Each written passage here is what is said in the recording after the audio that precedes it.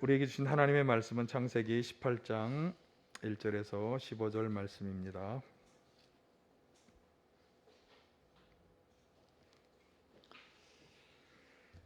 제가 세번역 성서로 봉독해 드립니다. 주님께서 마므레의 상수리 나무 곁에서 아브라함에게 나타나셨다. 한창 더운 대낮에 아브라함은 자기의 장막 어귀에 앉아 있었다. 아브라함이 고개를 들고 보니 웬 사람 셋이 자기의 맞은쪽에 서 있었다. 그는 그들을 보자 장막 어귀에서 달려나가서 그들을 맞이하며 땅에 엎드려서 절하였다. 아브라함이 말하였다.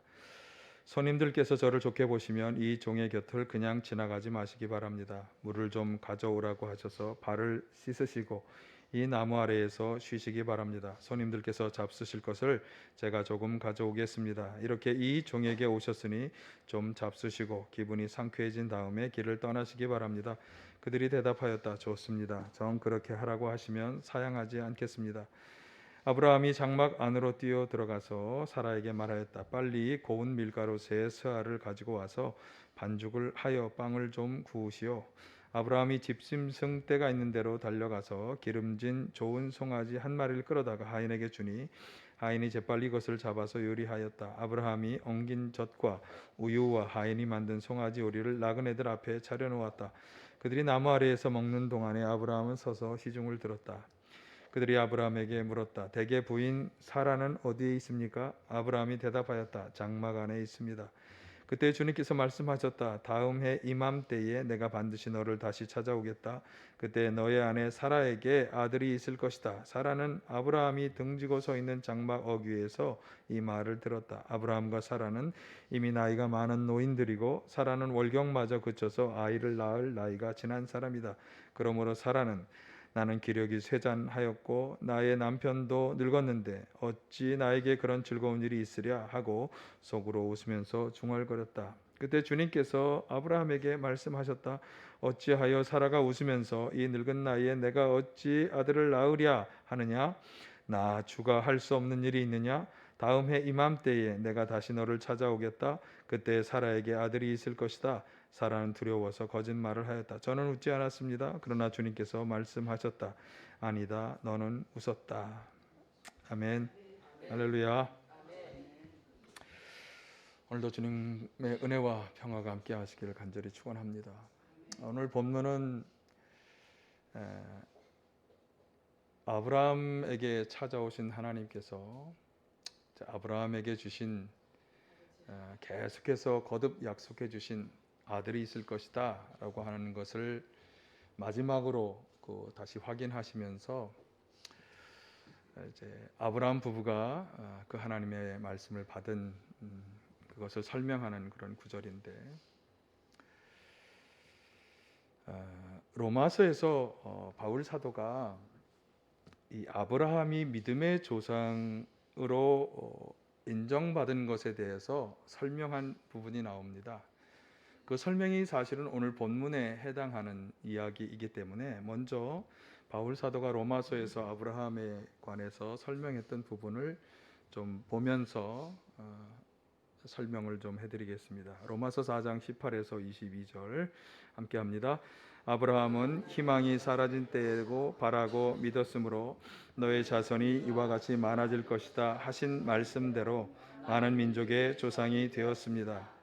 그는 나이가 100세가 되어서 자기 몸이 이미 죽은 것이나 다름없고 또한 사라의 태도 죽은 것이나 다름없는 줄 알면서도 그는 믿음이 약해지지 않았습니다.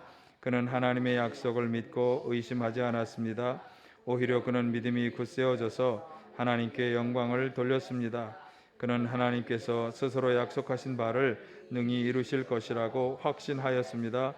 그래서 하나님께서는 이것을 보시고 그를 의롭다고 여겨 주셨습니다. 아멘. 그러니까 사실은 본인이 100세, 사라의 나이가 90세. 그래서 하나님이 주신 그 약속, 자손을 주실 뿐만 아니라 그 자손이 아주 많아져서 큰 민족을 이루게 될 것이고 너는 그 민족의 조상이 될 거라고 하는 그 약속을 그렇게 희망이 다 사라진 때에도 아브라함은 바라고 믿었다라고 하는 그런 말씀이죠. 그래서 뭐 이 로마서의 이야기만 보면 야, 아브라함이 정말 대단한 믿음의 소유자였구나, 그렇게 우리가 생각할 수 있는데, 그런데 오늘 18장에서 우리가 읽은 말씀들이 혹시 기억이 나시나요? 좀 뭔가 좀 다르다 이런 생각이 드시지 않나요? 예. 사실 찾아오신 하나님께서 내년 이맘때 아들이 있을 것이다라고 다시금 그 약속을 확인해 주셨을 때, 아브라함의 아내 사라는 저 장막 어귀에서 그 말씀을 듣고 자신의 처지, 나이가 90세가 되고 또 여성의 뭐 오늘날로 말하면 생리도 다 끊어지고 그래서 아이를 낳을 만한 상태가 전혀 아닌 것을 생각하면서 속으로 어찌 그런 일이 나에게 있을 것이냐, 그렇게 생각하며 웃은 것입니다. 그러면 오늘 로마서에서 방금 우리가 읽었던 것과는 좀 다르죠.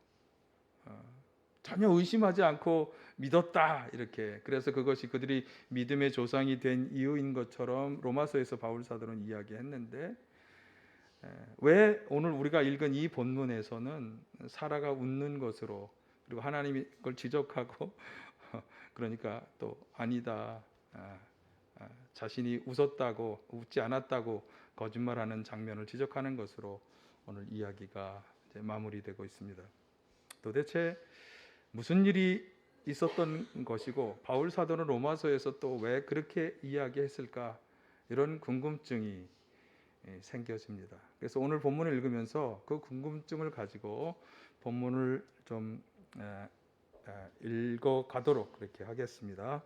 자, 한참 더운 대낮에 하나님께서 아브라함에게 나타나셨습니다. 아마 오늘과 같은 날씨 아니었을까요? 여기 1절에서 4절에 보시면 한참 더운 대낮에 장막 어귀에 앉아있던 아브라함이 찾아오는 새 손님을 맞이하게 되었습니다. 그런데 지금 아브라함이 하고 있는 행동들을 보면 아브라함은 그냥 일반적인 손님을 맞이하는 것처럼 보이지 않습니다. 장막 어귀에 앉아서 고개를 들고 찾아오는 새 손님을 바라본 아브라함은 여기 장막 어귀에서 달려나가서 그들을 맞이하여 땅에 엎드려 절하였다, 이렇게 말씀하죠. 일반적인 나그네를 맞이하는데 이렇게 땅에 엎드려 절할 이유가 있을까? 그것이 당시 일반적인 관례였을까? 좀 의문이 가는 구절이기도 하고, 그리고 아브라함이 그들에게 하는 이야기도 손님들이 저를 좋게 보시면 이 종을 그냥 지나가지 마시기 바랍니다.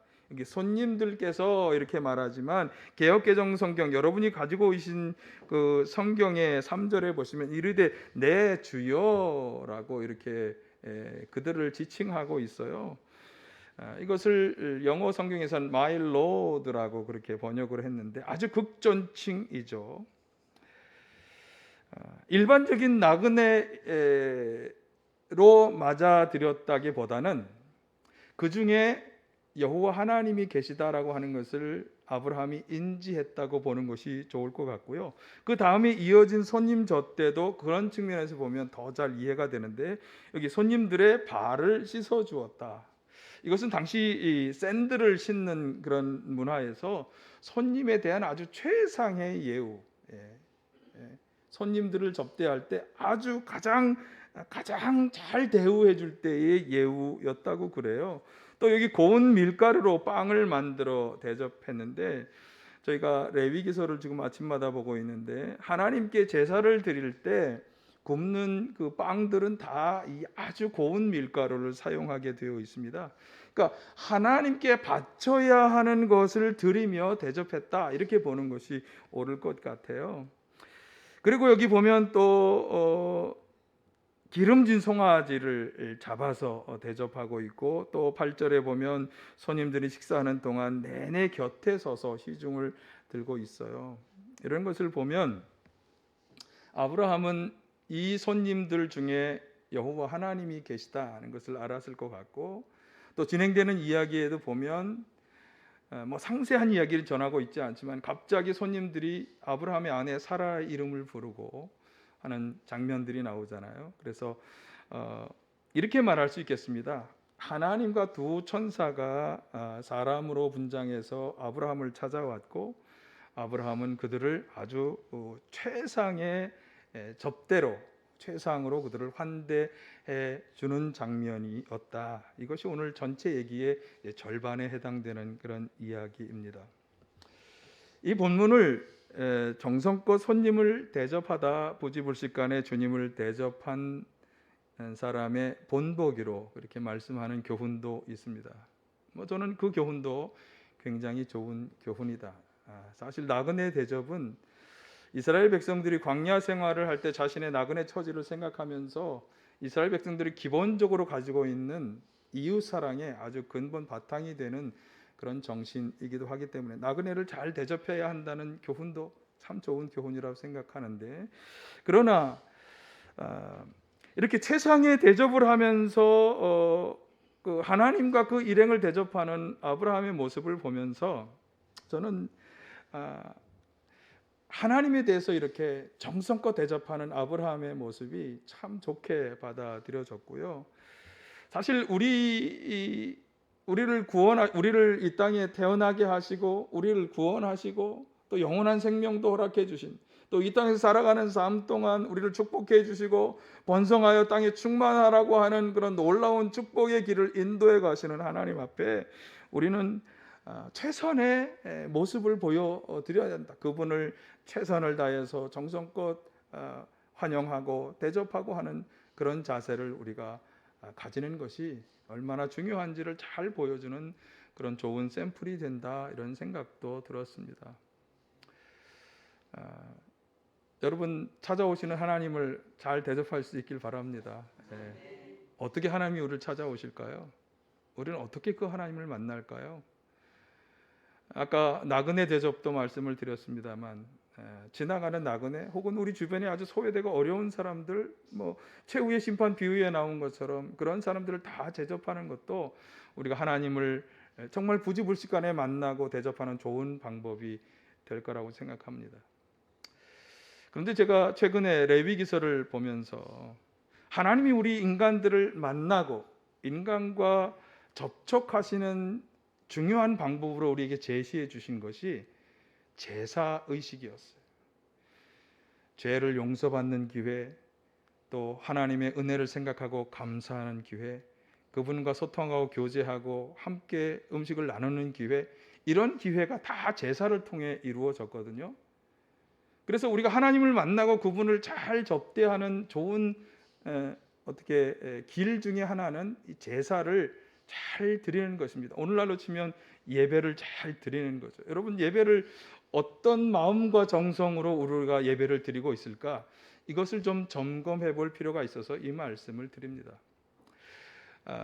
제가 몇 차례 새벽에는 인용도 하고 그랬는데, 제가 섬기던 목사님의 친구 목사님 이야기입니다. 그분은 주일 예배를 그분이 어떻게 준비하는가 하면 속옷부터 시작해서 양말, 겉옷에 이르기까지 그분은 교회 예배를 준비할 때 가장 자기가 가지고 있는 좋은 옷을 입으신다는, 속옷도 양말도 겉옷도. 그래서 주일날 예배를 준비하는 그분의 의식은 속옷부터 시작해서 의복을 가장 좋고 깨끗한 것으로 준비하는 것이고, 그리고 하나님께 뭔가를 이제 드리는 헌물도 준비하는데 양의 문제가 아니라 그분은 하나님께 드리는 헌금을 수입이 들어오면 이제 가장 먼저 헌금을 먼저 떼놓고 자기의 소비를 시작하는데, 그런데 가장 새 헌금을 준비한다는 거예요. 지폐로 치면 새 것을 다 분리해서 그것을 먼저 이렇게 따로 헌금으로 떼어 놓는다고 하는 건데,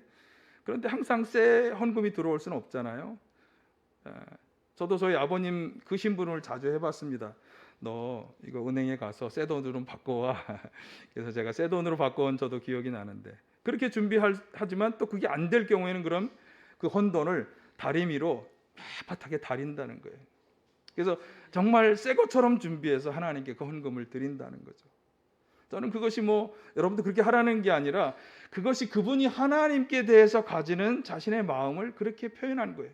가장 좋은 옷을 입고 또 가장 준비할 수 있는 최선의 정성을 다해서 예배를 그렇게 그분은 준비하는 거예요. 저는 오늘 본문을 보면서 그 목사님 생각도 나면서 아브라함이 보여주고 있는 이 자세, 우리는 어떤 마음으로 예배를 준비하고 있을까? 여러분 오늘 이곳에 오시면서 어떤 마음으로 예배를 준비하셨습니까? 여러분이 할 수 있는 최선과 정성을 다하셨습니까? 제가 책망하고자 하는 건 아니고요. 그런 마음으로 준비하자. 예배는 그렇게 준비해야 한다. 가장 최선을 다해서 정성을 다하는 마음으로 예배를 준비하자. 그런 생각을 해보았고요. 아마도 그것을 하나님이 좋게 보셨기 때문에 그 다음 이야기가 진행이 되고 있다고 하는 점 때문에 제가 이 말씀을 드렸어요. 자, 18장 9절 10절에 보면 그러한 그의 태도를 좋게 보셨기 때문이겠죠. 자, 9절 10절을 보실까요? 그들이 아브라함에게 물었다. 대개 부인 사라는 어디에 있습니까? 아브라함이 대답하였다. 장막 안에 있습니다. 그때 주님께서 말씀하셨다. 다음 해 이맘때에 내가 반드시 너를 다시 찾아오겠다. 그때에 너의 아내 사라에게 아들이 있을 것이다.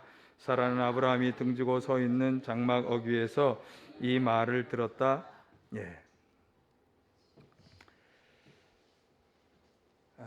하나님께서 그동안 계속 주셨던 아브라함과 그 아내에게 주셨던 계속 약속이 뭐냐면 창세기 12장에 나오는 12장 2절에 나오는 약속인데 그를 큰 민족의 조상이 되도록 그를 통해서 큰 민족을 이루고 그리고 복을 주겠다.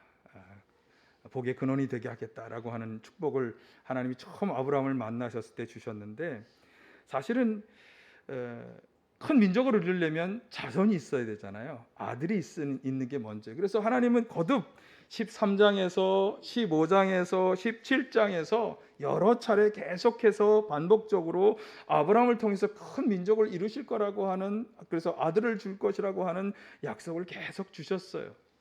그래서 오늘 본문 말씀도 사실은 그렇게 반복적으로 주신 약속을 다시금 확인하는,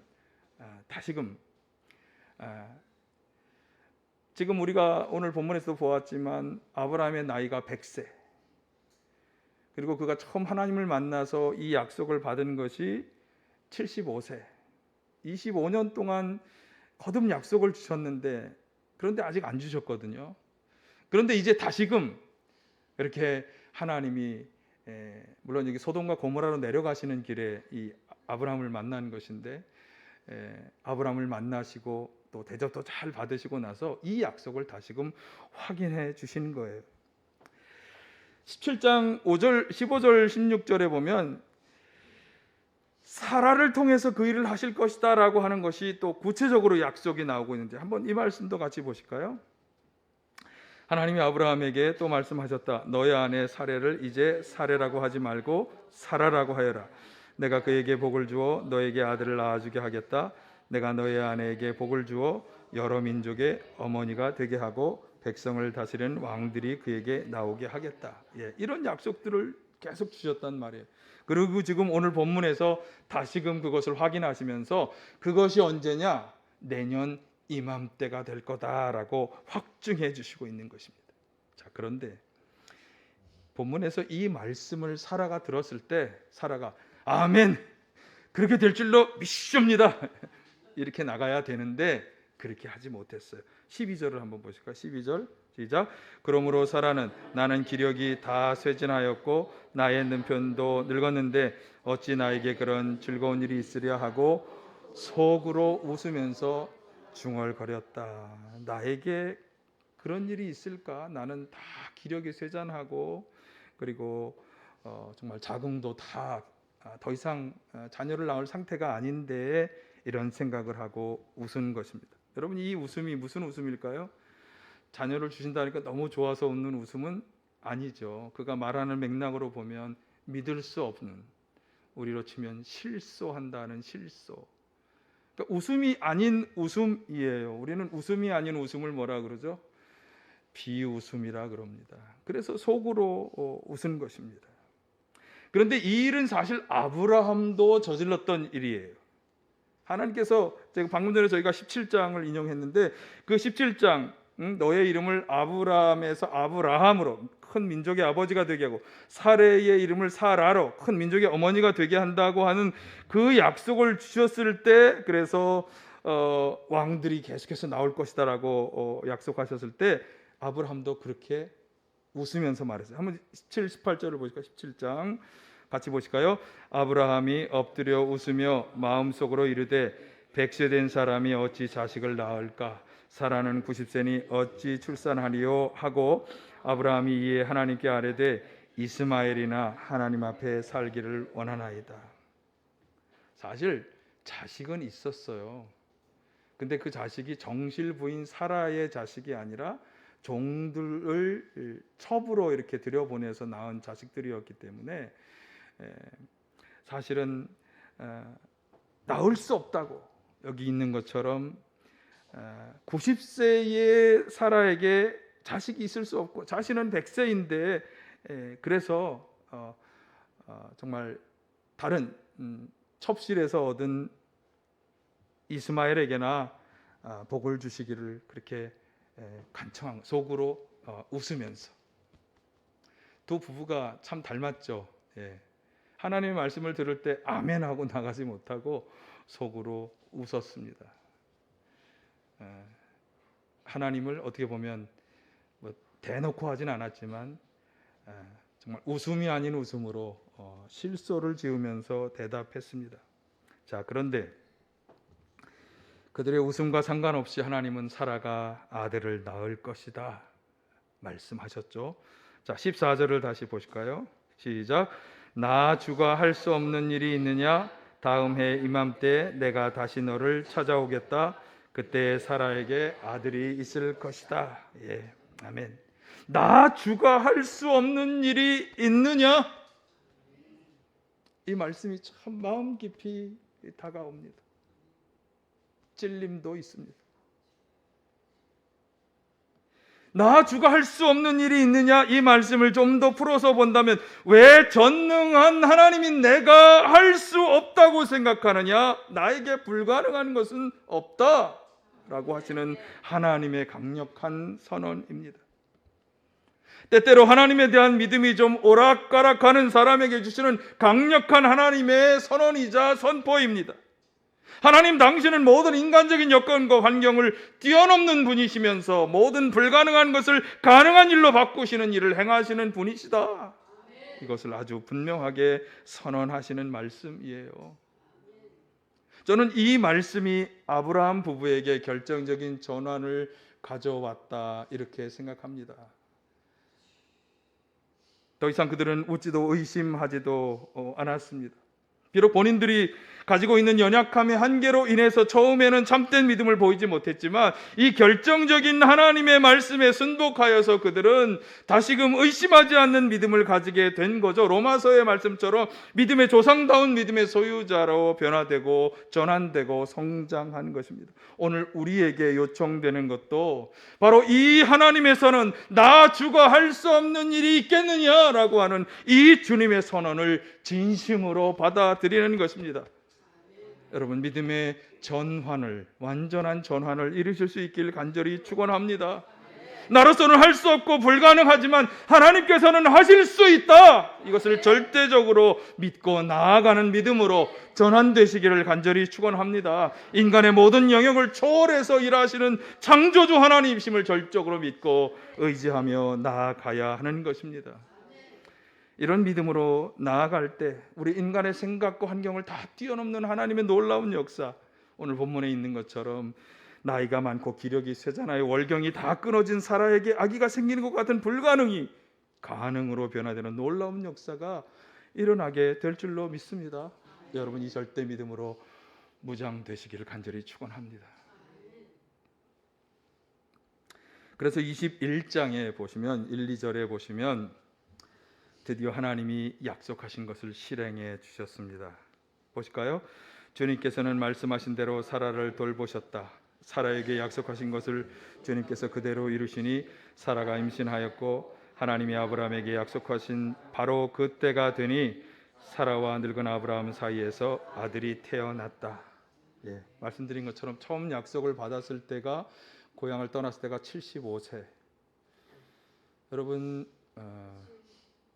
75세 넘으신 분들도 계시지만 75세 이하가 되신 분들, 아브라함이 처음 약속을 받고 고향을 떠난 때가 75세, 굉장히 희망을 주는 말씀입니다. 그런데 25년 동안 앞에서 얘기한 것처럼 아주 여러 차례 이 약속을 계속 주기는 하셨는데, 그런데 드디어 25년 만에 나이 100세에 이 약속이 이루어진 것입니다. 아브라함과 사라 입장에서는 참 오랫동안 이 약속을 기다려온 것입니다. 25년의 약속. 여러분, 하나님께 간절히 구하고 하나님의 응답을 받으셔서 아직 그것이 이루어지지 않은 게 몇 년 되셨습니까?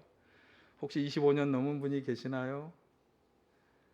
아브라함의 25년의 기다림을 생각하십시오. 자, 그런데 아브라함과 사라 입장에서는 25년을 오랫동안 이루어지지 않는 약속을 기다린 것인데, 하나님의 입장은 좀 다릅니다. 오늘 본문에서는 하나님의 관점을 이렇게 설명했습니다. 2절을 보실까요? 21장 2절이에요. 하나님이 아브라함에게 약속하신 바로 그 때가 되니, 하나님의 입장에서는 지금이 바로 그들에게 자녀를 주실 때라고 생각하신 것이에요. 그러니까 하나님은 이 약속을 주시면서 바로 지금 이 때를 기다리셨다라고 말하는 거예요.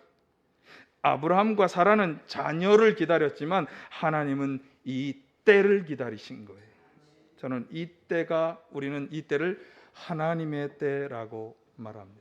하나님의 때는 어떤 때를 말하는 것일까? 본문 상황에 비춰보면 이렇게 설명할 수 있겠습니다.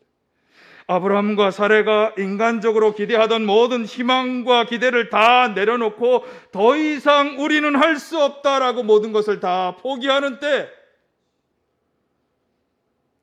그들에게서 하나님이 이 불가능한 일을 드디어 그분이 가능하게 하셨구나라고 진정으로 고백할 수 있는 때, 나는 아무것도 할 것이 없습니다, 당신께서만이 할 수 있습니다라고 드디어 고백할 수 있는 바로 그때, 하나님은 그때를 기다리신 것이다. 이유가 무엇일까요? 아브라함과 사라가 온전히 하나님만을 신뢰하며 나아가기를 원하시는 것입니다. 그들을 믿음의 조상으로 세우기 원하시는 하나님께서는 그렇게 그들이 불가능하다고 다 자기를 포기하고 이제 하나님만 바라보는 이 때를 기다리고 역사해 주신 것입니다. 여러분, 하나님만을 전적으로 바라보고 의지할 수밖에 없는 이때에 하나님의 역사가 시작된다는 것을 잊지 마시기를 바랍니다. 이것은 시간의 때가 아닙니다. 우리 마음 자세의 때입니다. 시간이 흘러서 저절로 이 때가 오는 것이 아닙니다. 25년이 아니라 100년이 된다고 해도 아브라함과 사라가 마음이 바뀌지 않는 한 하나님의 때는 다가오지 않았을 것입니다. 어떤 때입니까? 우리가 하나님이 아닌 다른 것을 바라보면서 뭔가 가능성을 타진할 때, 이때는 절대로 하나님의 때가 오지 않습니다. 하나님의 때는 내가 모든 것을 다 포기하고 두 손을 다 들 때, 하나님, 나는 아무것도 할 수 없습니다, 당신께서 하셔야 합니다라고 고백할 수 있을 그때 하나님의 역사가 시작되는 때인 것입니다. 여러분, 이것을 기억하시길 바랍니다.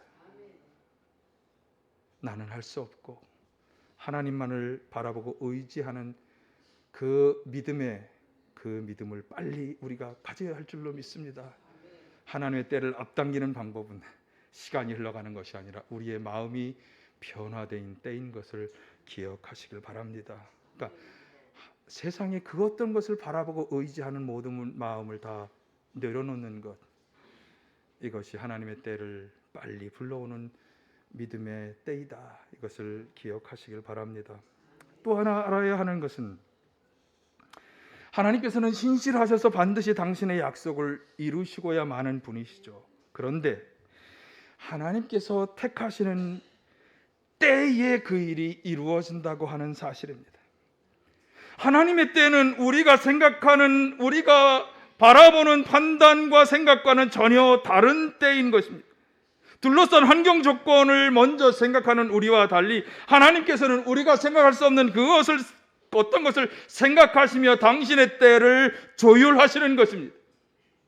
그래서 이사야 선지자를 통해서 이렇게 말씀하죠. 이사야 55장 8, 9절을 같이 보실까요? 나의 생각은 너희의 생각과 다르며 너희의 길은 나의 길과 다르다. 주님께서 하신 말씀이다. 하늘이 땅보다 높듯이 나의 길은 너희의 길보다 높으며 나의 생각은 너희의 생각보다 높다. 하나님의 생각과 방법은 우리의 생각과 방법과 다르다. 다를 뿐만 아니라 높은데 얼마만큼 높으냐? 하늘과 땅 차이만큼. 여러분, 하늘과 땅이 어떤 차이가 있을까요? 우리가 도저히 가늠할 수 없는 높이에 그분의 생각과 판단이 있다는 거예요. 그분은 비록 우리의 판단과 생각과는 그분의 생각은 다르지만 그것은 훨씬 더 좋고 유익한 것이다. 하늘과 땅 차이만큼 높고 위대하신 것이다. 여러분, 이것을 우리가 인정해야 하는 것입니다. 고린도서 1장에서 바울 사도는 이렇게 말씀했죠. 하나님의 어리석음이 인간의 가장 지혜로운 것보다 더 지혜롭다. 우리가 아무리 지혜롭다고, 우리가 아무리 좋은 타임이라고 생각한들 그것은 하나님이 생각하는 것과 비교할 수 없는 어리석은 일에 불과한 것입니다. 우리의 생각과 판단은 이 세상의 유한한 한계 속에 갇혀 있죠. 우리 이성의 한계 속에 갇혀 있고 머물러 있지만 하나님께서는 세상과 만물을 초월하여서 생각하시고 판단하시는 창조주이시라는 것을 잊지 마시길 바랍니다. 그래서 우리가 하나님을 하나님으로 인정한다고 하는 것은 바로 이러한 하나님의 때를 존중하고 그것을 순종하며 바라며 나아가는 것입니다. 왜 내 상황은 이런데, 왜 내 판단은 이런데, 내 생각은 이런데 하나님 들어주시지 않느냐라고 말하는 것은 창조주 하나님에 대한 피조물의 어리석은 항의에 불과한 것입니다. 제가 어리석다고 말해서 참 죄송합니다. 왜냐하면 우리가 흔히 다 이렇게 살아가기 때문에. 그러나 피조물 앞에서, 창조주 앞에서 피조물이 이런 항의를 한다고 하는 것은 정말 어리석은 것에 불과한 일인 것입니다. 예수님께서도 구하라, 찾으라, 두드리라 말씀하시면서 어떻게 말씀하셨습니까? 마태복음 7장 9절 11절 너희 가운데 아들이 빵을 달라고 하는데 돌을 줄 사람이 어디 있으며 생선을 달라고 하는데 뱀을 줄 사람이 어디 있겠느냐? 같이 해보실까요? 너희가 악해도 너희 자녀에게 좋은 것을 줄 알거든 하물며 하늘에 계신 너희 아버지께서 구하는 사람에게 좋은 것을 주시지 않겠느냐? 우리의 영적 아버지 되신 하나님께서는 우리의 생각하는 것보다 훨씬 더 좋은 것, 하늘과 땅만큼의 차이에 있는 훨씬 더 유익한 것, 복된 것을 우리에게 주실 것입니다. 이 확신을 가지시길 바랍니다. 가끔 우리는 처음에 아브라함이나 사라가 했던 것처럼 우리 수준에 맞추어서 하나님을 생각하고 판단합니다. 여러분이 살아온 인생의 경험, 배워온 학식, 그것에 하나님의 수준을 낮추는 것입니다. 앞에서 설명한 것처럼 이사야 선지자가 말하는 그분의 수준은 우리와 하늘과 땅만큼의 높은 곳에 있는데 그분의 수준을 우리로 낮추어서 우리의 수준에 맞추어서 하나님을 생각하고 판단하는 잘못을 저지르는 것입니다. 그래서 하나님을 신뢰하고 의지한다고 말하면서도 내 생각과 판단을 내려놓지 못하고 의심하고 또 의심하다가 절망에 빠져드는 것이죠. 오늘 본문은 하나님께서 어떤 분이신지를 두 가지로 말씀해 줍니다. 하나님께서는 할 수 없는 일이 없으신 분이시다. 다 같이 따라서 한번 해보실까요? 하나님께서는 할 수 없는 일이 없으신 분이시다. 두 번째, 우리가 불가능하다고 생각하는 바로 그때 비로소 하나님의 때가 시작된다. 우리가 다 모든 것을 내려놓고 포기하고 전적으로 그분만을 의지하는 그때 하나님의 때가 시작되는 것입니다. 지난 2주간에 걸쳐서는 하나님이 우리를 당신의 기업으로 선택해 주셨다. 가장 소중히 여기는 보물이고 내세우는 기업으로 우리를 삼아 주셨다. 그래서 그 하나님이 우리에게 어떤 일을 해주실 것인지에 대한 은혜들을 다 설명됩니다. 드렸어요. 지난주에 대표적으로 그분이 우리 편이시다. 하나님이 그렇게 우리를 기업으로 삼아 주셨기 때문에 이런 은혜를 베푸신다. 그럼 그런 은혜를 베푸시는 하나님께 우리가 어떻게 응답할 거냐? 오늘 본문과 같은 믿음으로 응답해야 한다고 오늘 우리가 이 세 주간의 설교를 마무리 지을 수 있겠습니다. 하나님께서는 할 수 없는 일이 없으시다. 우리가 불가능하다고 생각하는 그 순간이 하나님이 일하시는 때이다. 이 믿음과 확신을 가지고 나아가시기를 간절히 축원합니다. 기도하겠습니다.